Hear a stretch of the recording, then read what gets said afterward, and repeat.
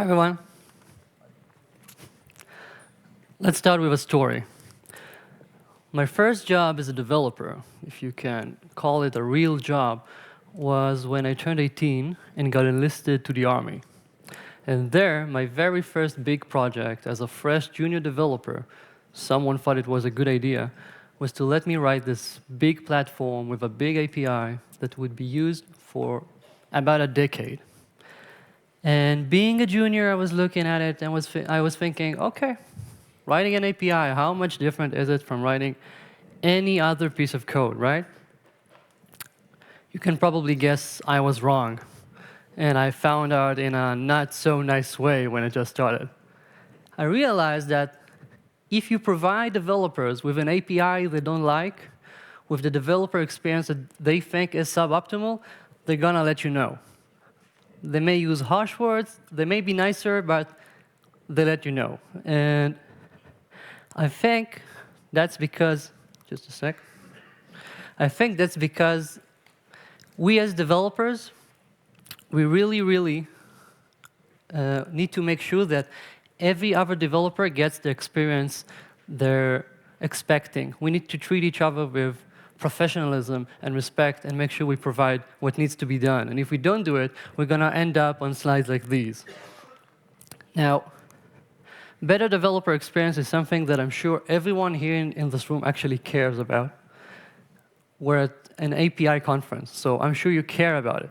You're going to write a good API and you want to provide good developer experience simply because you care about it. You want to be proud of what you're producing. And that's great, and that's as it should be. But developer experience is actually important for business. And I'm sure you've all seen this. I've seen it many times at clients. Some developer gets a task of integrating with something. They take their time, come back to their boss or the CEO or whatever and tell them, okay, we can do this. We have two options. This one, this API will take us a month to integrate. This one will take us free. No doubt in my mind which is the winning option, which they're going to go with. And if you provide the ultimate developer experience better than your competitors, you're going to be the winning option. Developer experience actually means more business. And what we're going to talk about is how you're going to get that more business. All right. Now, you may be thinking, yeah, I already got pretty good developer experience. If so, I don't know why you're sitting here, the other talks. But in general, how I test developer experience at clients is that I tell them, once you reach the really good developer experience level, people are going to want your swag. No one will walk around with a T-shirt of a company they don't like. Okay, that's not going to happen. I worked at IBM. I never saw anyone wearing a T-shirt that says, IBM mainframes rule. Not once. But if they like you, they're going to walk around with your shirts. They're going to pay GitHub and Stripe and whatever to actually get those shirts and walk around with them. They're going to put their stickers on the laptops. That's a good measure. And we are going to talk about how you're going to get swaggable API. Okay?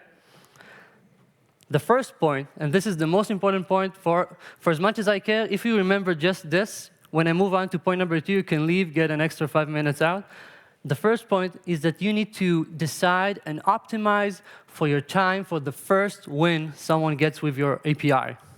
Let's break this down. Now, what's a win? A win doesn't mean, hey, it's on production, okay? That's not the first win. That's like win number 5, 6. The first win is that they get something that makes them feel good. They see progress. Maybe they can show their boss something and let them know, hey, I think this is good. I think we should continue looking into this API. And the time to the first win is as minimal as you can get it, and we're going to talk about how you're going to minimize it. First, for some reason it's clicking twice, it's not me. First, you want to have the clearest, most straightforward path you've ever saw to guide someone along and get to your win. No forks in the road. Steps 1, 2, 3, 4, and I'm getting my win. Okay, something the dumbest developer you ever saw can follow and get a win. That's what you want. All right? And that should be so clear, everyone can find it. As an example, a bad example, if there's anyone here from PayPal, this isn't personal, but if you go to paypal.com and you're gonna look for the developer documentations, you're not gonna see it easily on paypal.com. Maybe you'll scroll to the footer, look at a few links, give up, Google PayPal API, and then find something. Bam, you're on the developer API site at last. Where do you start? Let's see. You have, last time I counted, 6 quick start guides. Which one should you quickly start with? I have no idea. I'm waiting for the quick start guide. Now, that's not how it should be. You should have a big button that says developer, click here. You click it, you get your steps, again, as simple as it gets. And once you follow those steps, you need to make sure you get your win. That's your goal. And that goal should be something doable as fast as possible. How fast should you set your goal? I usually look around and think about a few examples, like you can send an SMS with Twilio in like 15 minutes. You can integrate with Slack so fast. I've seen companies use it as their interview question. They actually expect you in the stressing environment of an interview to sit down and integrate in like an hour. So if that's possible for Slack, I'm sure you can get some sort of quick win in less than an hour. 30 minutes would be awesome. And if you're thinking, there's no way I can allow that in 30 minutes because they need to connect me to their database or send me some analytics or enter a credit card, which means they need to ask finance for a number and wait for 2 days, you're right. That's not the way to go. The way to go here is to cut all of those uninteresting details until they're sure they want to use you. And the way to do that is to supply an awesome sandbox. I'm sure you've all seen sandboxes when you integrate it with APIs. Maybe some of you already have sandboxes. We're going to talk some more later about how sandboxes are awesome in general. But for onboarding new developers, they are the magic. Why? Because if you have an amazing sandbox, you can hide any detail that is getting in a way to get to the quick win. So let's focus on providing these awesome sandboxes. I have a nice story here. A client of mine a few years ago brought me in to kickstart their developer experience. They're in this industry. I don't want to be too specific because they'll know I'm talking about them. They're in an industry where there's no developer experience. API documentation is something you send in an email in a Word document, okay? Integrations take months, and they decided to be better than the rest of their industry. So we started with the easiest thing you can imagine, a very basic, straightforward path you can follow to get to your quick win. So easy, we spent less than a week working on it, and they saw the clients' eyes light up. People were so happy to actually get some basic human attention in this industry. And they decided from that point on to focus on developer experience and make it even more awesome. They created a sandbox, which was game-changing in their industry. And later on, they morphed the sandbox into a full-blown onboarding wizard. So whenever you started integrating with them, with every new request you made, they showed you your progress, what's the next step you should be making.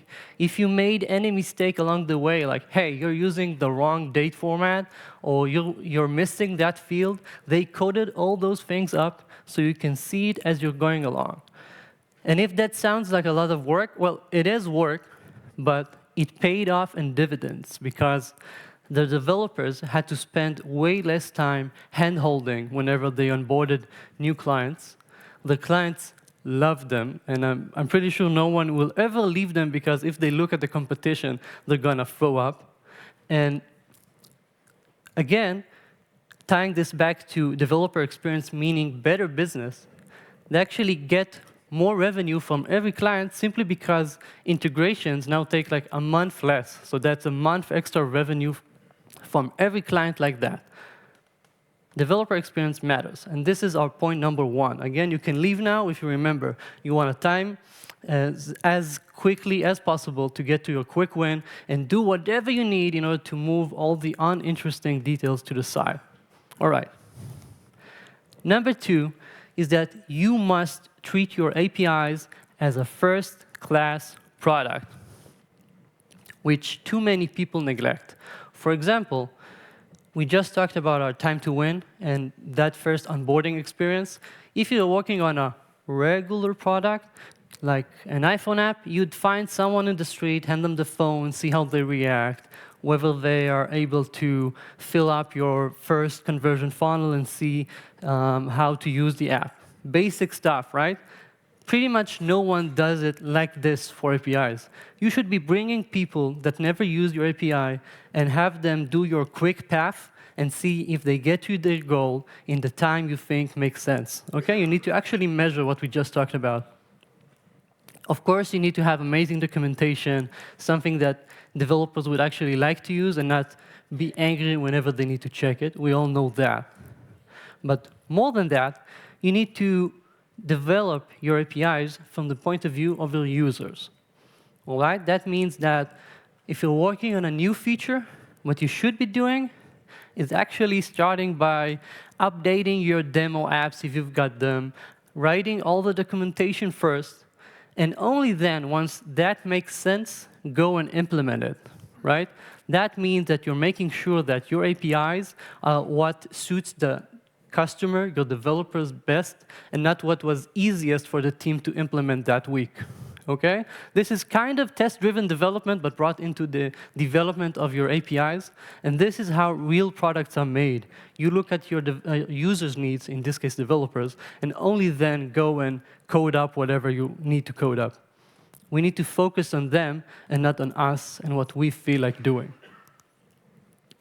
Second, we need to embrace edge cases. Code, software, APIs, things break constantly. And you need to embrace it and be prepared for the unexpected, because it's kind of expected. You need an amazing status page that actually updates and lets people know what's going on. I'm sure most of you know that yesterday, I think, GitHub were down for like 12 hours, had issues for 24 hours in total. They had a good status page with we're restoring. It's going to take 3 more hours. They were wrong anytime they actually said how long it's going to take, but at least they tried. You want to do the same. You want to have amazing support. I once had Stripe fix a bug in production in less than 24 hours since I sent them my first email. Okay, that's amazing support. I didn't have to wait for too long in order to continue whatever I was doing. You need to have amazing error messages. We all know the feeling of getting an error message that doesn't actually say what you did wrong. Is it me? Is it them? Is it just the bad day of the year? I don't know. You need to have great error messages with human-readable text that lets me know what I did wrong, maybe a link to the documentation, to exactly the section I need to be looking at in order to understand what I did wrong. And if you remember our sandboxes, you want to provide amazing sandboxes that allow testing all kinds of edge cases and not on production, right? Again, talking about Stripe because they're a great example. You can test any kind of edge case in the credit card world you can imagine, every kind of card, every kind of error, every kind of timeout, and see them all happen in your sandbox and development environment. That means you don't find out only in production when you've got pissed off customers calling you up. And that's great for your users, and therefore your user, the developer. Make sure to embrace these edge cases. And our last point is that you should be boring, okay? Not your companies. I'm sure your company is innovative, disruptive, world-changing. You're all awesome. That's great. That's as it should be. But the APIs you provide in order to do all these disruptive things should be as boring as possible. No surprises whatsoever. That's a good API. A good API is an API that I don't have to read every single line of documentation to use it properly. It just makes sense. It looks similar to other things I'm doing. Always remember, your users are using you most likely because they have a job to do, not because it's fun. They have a task in the to-do column, they need to move it to done, and you need to provide them the fastest way to get there. So if you think GraphQL is amazing, and it is, that's awesome, but if basically no one in your user's industry is using GraphQL, you should provide REST most likely, because no one wants and needs to decide on a technical stack simply because they want to try out an API for the first time. Maybe nudge them someplace better later, but right now, you should be focusing on being boring, letting them use what they are accustomed to. And especially with bigger companies, it's very easy for us to forget how things look on the outside. When I was helping Klarna a few years ago with a user-facing API, it was so easy for them to assume that using this authentication mechanism would make sense for anyone else on the outside. But it doesn't. You have to think, again, from the point of view of your users. And if we're talking about, I don't know, a two-person startup, they're not going to use some full-blown solution that you think is amazing because they'll only get to it in like 3 years, okay? Again, think from their perspective. Be boring and unsurprising, and they will be way happier because no one likes surprises at work. At work, we just want to get the job done. And lastly, to sum all of this up, you need to take the stance of treating developer experience as a professional. I rarely see companies with someone that has the title of developer experience engineer. I see many user experience engineers, but not developer experience engineers, and that's not the way as it should be. You should be thinking about your developer experience every time you make a change to your API. Otherwise, you're doing a disservice to your users, and eventually you're going to end up on my slide next year. Okay? You don't want to do that. You want to have swaggable API. You want to make sure that you think about your users and always have their best in your mind. All right? Not what is easiest for you to code up right now. I know it's fun, and yet what we need to do is focus on them. And that way, you get a win, and everyone as a whole in the developer world gets a win. All right? Thank you very much. If you want to read up on more of this, there's a cheat sheet and a bunch of API examples you can find on this link. And that's it. Thank you all.